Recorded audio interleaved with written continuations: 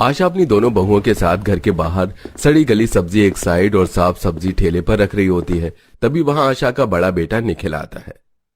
माँ, अभी तुम 2 दिन पहले ही तो नेहा के साथ सब्जी मंडी से सब्जी लेकर आई थी। इतनी जल्दी सारी सब्जी कैसे खराब हो गई? अरे बेटा, बारिश का टाइम है, रात में कितनी बारिश हुई थी, सारी सब्जियां बाहर ही रखी थी। गीली होने की वजह से आधी से ज्यादा सब्जियां खराब हो गईं। सोच रही हूँ कि आज हम दोनों सास बहू फेरी लगा लें सुबह सुबह, ताकि सारी सब्जी बिक सके। बारिश की वजह से जल्दी कोई बाजार नहीं आता। माँ, आपको सुबह नेहा के साथ कहीं जाने की जरूरत नहीं है। मैं दिन में फेरी तो करता ही हूँ, सवारी तो सिर्फ सुबह शाम मिलती है। निखिल जी, सब्जी बेच के ही तो हमारा घर चल रहा है। अगर बची हुई सब्जी भी शाम तक खराब हो गई तो, और क्या पता दोपहर तक सारी सब्जी बिक जाए, तो हम सब्जी मंडी से फिर ताजी सब्जी ले आएंगे और उन्हें आधे दाम पर बेच देंगे। नेहा और आशा के कहने पर निखिल चुप हो जाता है और दोनों सास बहू ठेले को लेकर सब्जियां बेचने मोहल्ले में जाती हैं। तो वहीं निखिल भी अपना रिक्शा लेकर सवारियां भरने लगता है। बहन, ये टमाटर और आलू कितने रुपए दिए? आंटी, आलू 50 के 2 किलो और टमाटर 20 रुपए किलो हैं। अरे हने दो, तुम तो बड़े महंगे सब्जी दे रही हो। इससे बढ़िया बाजार से ना ले आओ, वो भी ताजी सब्जी। तुम्हारी सब्जियां तो देखने में ही बासी लग रही हैं। कोई बात नहीं बहन, तुम 15 रुपए किलो टमाटर ले लो और आलू 50 के 2.5 किलो। सब्जियां बेचने के चक्कर में दोनों सास बहू सब्जियों का रेट और कम कर देती हैं और कुछ सब्जियां बेचकर दोनों सास बहू रात को घर आती हैं। कुछ देर में निखिल भी घर आता है, जहां पूरा परिवार खाते हुए बातें करता है। कविता, कुछ सब्जी बच गई थी, खाना खाकर तुम वो सारी सब्जी घर के पीछे डाल देना, गाय खा लेगी। अब वो नहीं बिकने वाली। ठीक है दीदी। क्या बची हुई सब्जी भी खराब हो गई? हाँ बेटा, इस बारिश और तेज आंधी तूफान की वजह से काफी नुकसान हो रहा है। पता नहीं घर कैसे चलेगा। ऊपर से गुड़िया की स्कूल की फीस भी भरनी है और बड़ी बहू भी गर्भवती है। माँ, तुम फिक्र मत करो। रवि शहर गया है ना कमाने, बहुत जल्द उसे कोई अच्छी नौकरी मिल जाएगी और मैं भी यहाँ कोई अच्छी नौकरी तलाश रहा हूँ। बारिश की वजह से ना रिक्शे से कमाई हो रही है और ना ही सब्जियों की। गरीब परिवार बारिश की वजह से परेशान था। कुछ ही देर में खाना खाकर कविता अपनी जेठानी के साथ सड़ी सब्जियां लेकर घर के पीछे तबेले में रखने जाती है। दीदी, क्यों ना मैं भी आपके और माँ जी के साथ कोई काम करूं? देखिए ना, हम जितने की सब्जी लेकर आए थे उतनी भी कमाई नहीं हो पाई और सारी सब्जियां फेंकनी पड़ रही हैं। नहीं कविता, घर में भी तो कोई होना चाहिए। और ये सब्जी बिकी नहीं तो क्या हुआ? पड़ोसन आंटी की इन गाय माता को तो पेट भर जाएगा। दोनों देवरानी जेठानी सब्जी डालकर बात करते हुए घर आ ही रही होती है कि तेज आंधी तूफान चलने लगता है। ये लो दीदी, फिर से तेज आंधी तूफान चलने लगी। आसमान में काले बादल भी छा चुके हैं, किसी भी वक्त बारिश शुरू हो जाएगी। इतना बोलकर कविता और नेहा जल्दी से घर जाती हैं और उनके घर जाते ही तेज बारिश होने लगती है। अगली सुबह दोनों सास बहू सुबह जल्दी सब्जी मंडी जाती। सब्जी मंडी में सब्जी का रेट कितना बढ़ा हुआ है। बारिश का मौसम है, सारी सब्जी वाले उतनी ही सब्जी ले रहे हैं जितनी बिक सके। मैं सोच रही हूँ कि हम भी सिर्फ आलू और टमाटर ले लेते हैं। हाँ माँ जी, वैसे भी सब्जियां खराब हो जाती हैं। अगर सारी सब्जियां बिक गई तो फिर से आ जाएंगे मंडी। इतना बोलकर दोनों सास बहू एक एक बोरे में आलू और टमाटर ले लेते हैं और निखिल के रिक्शे पर रखकर जैसे ही वो लोग सब्जी मंडी से बाहर निकलती हैं, तेज बारिश होने लगती है, जिस वजह से वो सब किसी दुकान के बाहर खड़ी हो जाती हैं। इस बारिश ने तो हम गरीबों को परेशान करके रख दिया है।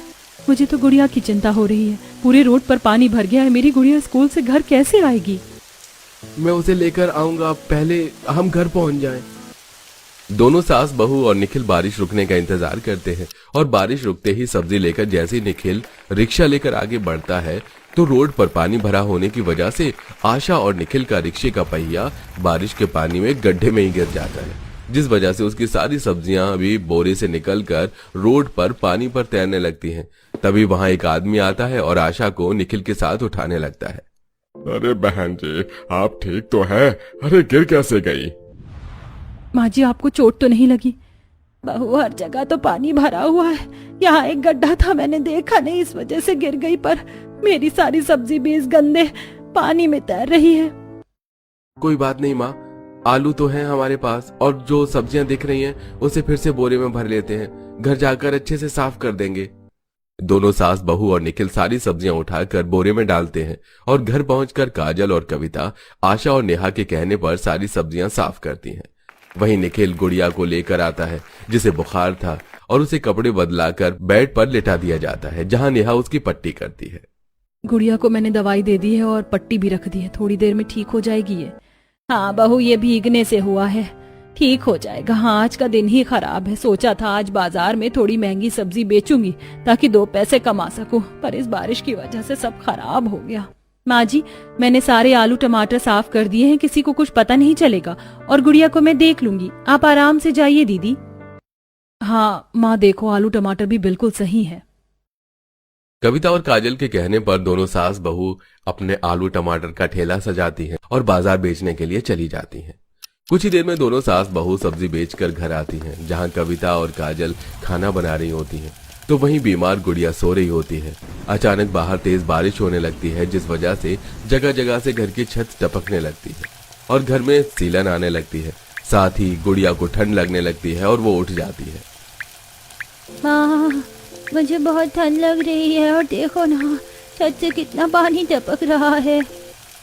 अरे, एक मुसीबत खत्म नहीं हो रही कि दूसरी मुसीबत आ रही है। कोई बात नहीं गुड़िया, बेटी तुम मेरी गोद में सो जाओ, इधर बारिश का पानी नहीं आ रहा। नेहा अपनी बेटी को गोद में लेकर उसे सुलाती है और सारी रात खुद बैठी रह जाती है। अगली सुबह होते ही फिर नेहा अपनी सास के साथ सब्जियां बेचने के लिए जाती है। इसी तरह कुछ दिन गुजर जाते हैं।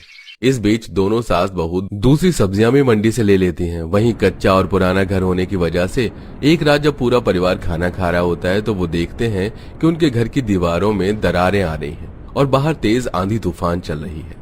माँ देखो, घर की दीवारों में दरारें आ चुकी हैं। तभी खिड़की का दरवाजा भी गिरकर टूट जाता है। हमारा घर में रहना खतरे से खाली नहीं, खिड़की का दरवाजा टूट गया है, घर भी हिल रहा है। पूरा परिवार तेज आंधी तूफान में घर के बाहर जाता है और उनके घर से बाहर आते ही उनकी आंखों के सामने उनका घर टूटकर गिर जाता है। अब हम क्या करें, बारिश का मौसम है, अभी तो सिर्फ आंधी तूफान चल रही है, किसी भी वक्त बारिश होती होगी। अब हम क्या करें? हमारा परिवार इतना बड़ा है कि कोई हमारी मदद भी नहीं करेगा। जरूरत का सामान लो और आगे चलो। सभी जरूरत का सामान लेकर थोड़ा आगे जाते हैं, जहां उन्हें सड़क के पास 2-4 पेड़ दिखते हैं जो एक दूसरे से जुड़े थे, जिन्हें देख नेहा कहती है, हमें घर से ज्यादा दूर नहीं जाना चाहिए। मैं एक काम करती हूँ, इस पेड़ के नीचे अपनी साड़ी से तंबू बना देती हूँ। कुछ दिन हम ऐसे ही बेघर रह लेंगे, मौसम ठीक होगा तो फिर अपने घर की मरम्मत करेंगे। इतना बोल नेहा अपनी और कविता की कुछ पुरानी खराब साड़ी लेती है और पेड़ के नीचे 4 लकड़ी खड़ा करके चारों तरफ से साड़ी घेर कर बांध देती है और छत के लिए एक पड़ोसी से पन्नी मांग कर लाती है। इस तरह पूरा परिवार उस पेड़ के नीचे रहता है। मैं हाथ पर हाथ धरे नहीं बैठ सकता, हम यहाँ ज्यादा दिन नहीं रह सकते। अगर बारिश हो गई तो हम सबको बहुत मुसीबत हो जाएगी, इसलिए मैं जंगल से लकड़ियां लेकर आ रहा हूँ। मैं खुद ही अपना घर बनाऊंगा। भैया आप अकेले नहीं हैं, हम भी आपकी मदद करेंगे। इस तरह काजल और कविता निखिल के साथ जंगल जाते हैं और वो लोग वहां से कुछ लकड़ियां काट कर लाते हैं।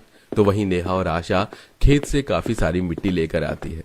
पेड़ के नीचे सारा सामान छोड़कर वो लोग अपने पुराने घर की जगह पर घर बनाने में लग जाते हैं। पूरा परिवार मिलकर मेहनत करता है। सबसे पहले वो लकड़ियां काटकर चारों तरफ लकड़ियों से घेर देता है और उनके ऊपर मिट्टी लगाता है। इसके बाद वो थक जाते हैं तो वहीं पेड़ के नीचे बने तंबू में सो जाते हैं और फिर सुबह अपना घर बनाने में लग जाते हैं। इसी तरह 2 दिन बीत जाते हैं। निखिल जी, अब बस छत रहती है। नेहा, तुम माँ के साथ सब्जी बेचने जाओ, छत का इंतजाम में काजल और कविता कर लेंगे। क्योंकि उन्हें पैसों की जरूरत थी, इसलिए नेहा अपनी सास के साथ बाजार सब्जी बेचने जाती है।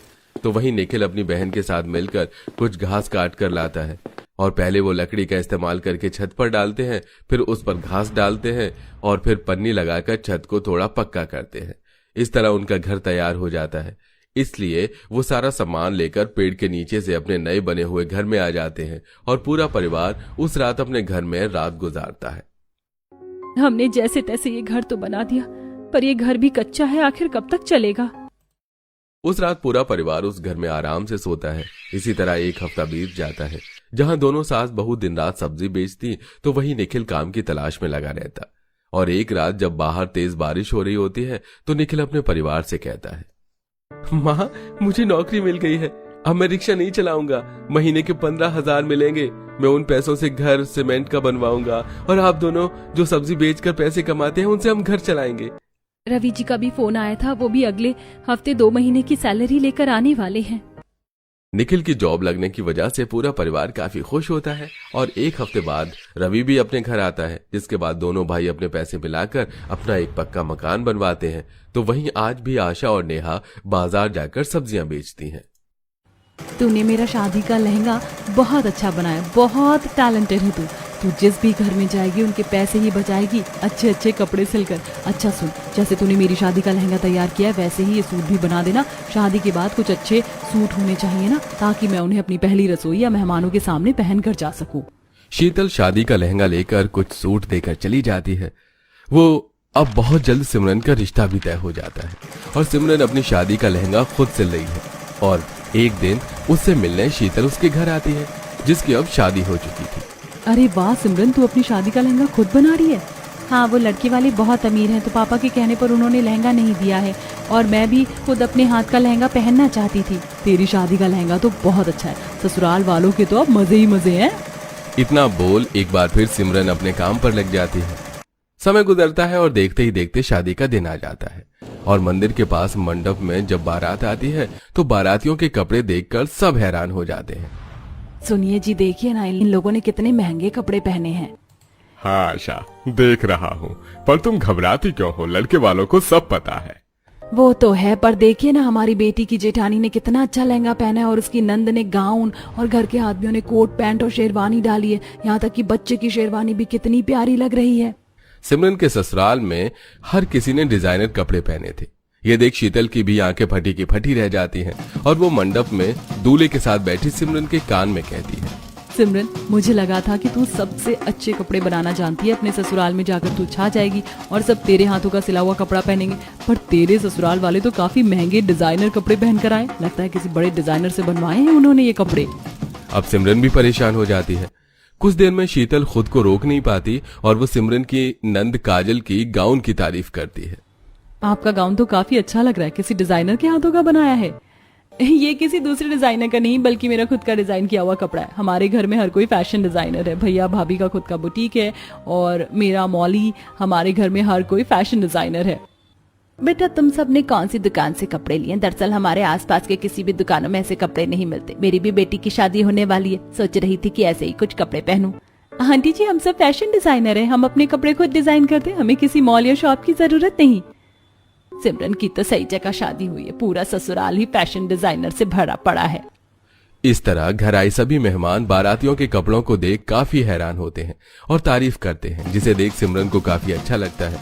कुछ देर में सिमरन शादी करके अपने ससुराल जाती है, जहां उसका गृह प्रवेश होता है, जहां वो सबको देख मन ही मन खुश होती है।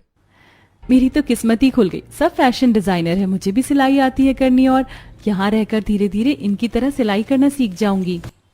इस तरह उसका गृह प्रवेश होता है और वो आराम करने जाती है। वैसे जब से सिमरन को यह पता चलता है कि उसका ससुराल फैशन डिजाइनर से भरा हुआ है तो उसने अपने कुछ सपने बना लेती है और अगली सुबह अपनी पहली रसोई के लिए अपने हाथों का बनाया एक लाल अनारकली सूट पहनती है। तभी वहां रसोई में काजल आती है और अपनी भाभी के कपड़े देख हंसने लगती है। भाभी, कैसा बोरिंग सा सूट डाला है आपने। बाहर अगर ऐसे कपड़ों में खाना लेकर गई ना, हमारे घर के नौकर भी हंसने लगेंगे आप पर। मेरे साथ मेरे मॉल में चलो, मेरा खुद का एक छोटा सा मॉल है, वहाँ सारे मेरे कलेक्शंस हैं, आप उसमें से अपने लिए कुछ पसंद कर लेना। काजल सिमरन के कपड़ों का मजाक बनाकर उसे अपने मॉल में ले जाती है और उसके लिए खुद की एक एक डिजाइनर साड़ी निकालती है। ये ज्यादा अच्छा लग रहा है, आप ये पहनकर अपनी पहली रसोई करना। काजल की बनाई साड़ी सच में काफी अच्छी थी, इसलिए सिमरन मना नहीं कर पाती और उसी को पहनकर अपनी पहली रसोई करती है, जहां खाने की वो सबसे बहुत तारीफ लेती है। इसी तरह कुछ दिन बीत जाते हैं और वो खाली टाइम में मशीन पर सिलाई करने बैठ जाती है। ऐसे ही एक दिन, सिमरन, थोड़ी देर में माँ जी के कुछ मेहमान आ रहे हैं, तुम कुछ अच्छे कपड़े डाल लो। दीदी, मेरे पास तो थोड़े से ही कपड़े हैं, आप देखकर बता दो मैं क्या पहनूं। इतना बोलकर सिमरन अपने सारे कपड़े निकाल कर बेड पर रख देती है और उन कपड़ों को देखकर पूजा हंसने लगती है। ओह माय गॉड, इन्हें तुम कपड़े कहती हो? इतने गंदे कपड़े तो हमारे घर के नौकर भी नहीं पहनते। तुम रहने दो, तुम्हारे पास पहनने लायक कुछ नहीं है। तुम मेरे साथ मेरे बुटीक चलो, मैं तुम्हें कुछ नया अपने हाथ का डिजाइन किया हुआ कलेक्शन दिखाती हूँ, उनमें से पहनना। इतना बोल पूजा सिमरन को अपने साथ अपने बुटीक में ले जाती है, जहां वो उसे कुछ कपड़े दिखाती है और एक लॉन्ग स्कर्ट और क्रॉप टॉप देते हुए कहती है, ये अच्छा है, तुम पर जचेगा, जब कल घर में मेहमान आएंगे तो तुम ये पहन लेना। अपनी जेठानी के कहने पर सिमरन अगले दिन अपनी जेठानी का दिया ड्रेस पहन कर आती है। ये मेरी छोटी बहू है। बहू, खाना तो तुमने बहुत अच्छा बनाया है। और शोभा, तुम्हारी बहू ने खाना अच्छा बनाया, बल्कि वो खुद भी इस ड्रेस में बहुत अच्छी लग रही है। अच्छा, अब हम चलते हैं। कुछ देर में घर आए मेहमान वहां से चले जाते हैं। फिर कुछ दिन बाद कमरे में सिलाई कर रही थी सिमरन, तभी पीछे से अंकित आता है। सिमरन, जल्दी से तैयार हो जाओ, हम बाहर जा रहे हैं मेरे कुछ दोस्तों से मिलने, इसलिए तुम अच्छे कपड़े पहन लो। मैंने अभी अभी अनारकली सूट सिला है, ये पहन लूं क्या? सिमरन, तुमने ये कैसी थर्ड क्लास ड्रेस अपने लिए बनाई है? कोई जरूरत नहीं है इसे पहनने की। तुम मेरे साथ मेरे डिजाइनर रूम में चलो। इतना बोल अंकित सिमरन को अपने साथ अपने डिजाइनर रूम में ले जाता है, जहां काफी सारे वेस्टर्न ड्रेस बने हुए थे। उसमें से एक वेस्टर्न ड्रेस अंकित अपनी बीवी को पहनने को देता है। हाँ, ये काफी अच्छा लग रहा है, तुम इसे ट्राई करो। इतना बोल अंकित वहां से चला जाता है। आंखों में आंसू लिए बेचारी सिमरन ड्रेस लेकर कमरे में जाकर पहनती है और रोने लगती है। तभी वहां शोभा आती है और अपनी बहू को इस तरह परेशान रोता देखकर उसे काफी बुरा लगता है। क्या हुआ बहू, रो क्यों रही हो? माँ जी, मैं आप लोगों की तरह ड्रेस बनाना कब सीख पाऊंगी? यहाँ सब कितनी अच्छी ड्रेस बनाते हैं। अब तक मैंने अपनी बनाई हुई ड्रेस नहीं पहनी। कभी नंद जी अपनी डिजाइन की ड्रेस दे देती है, तो कभी जेठानी जी, और आज अंकित जी ने भी मुझे बता दिया कि मैं अच्छी ड्रेस नहीं सिलती। मुझे भी आप लोगों की तरह फैशन डिजाइनर बनना है। उदास सिमरन इतना बोलकर अंकित के साथ बाहर चली जाती है और वहां पर सब उसकी खूब तारीफ करते हैं। पर सिमरन को उदास देखकर शोभा को भी अच्छा नहीं लगता। समय गुजरता है और सिमरन काफी अच्छी तरह से घर संभालती है, साथ ही सिलाई भी करती है। एक दिन शोभा, पवन उसके कमरे में आते हैं और उसके सिले कपड़े देखते हैं। बहू, तुम बहुत अच्छी सिलाई जानती हो, बस तुम्हें थोड़ी गाइडेंस की जरूरत है। तुम ये वीडियो देखो, यहाँ से तुम्हें काफी हेल्प मिलेगा।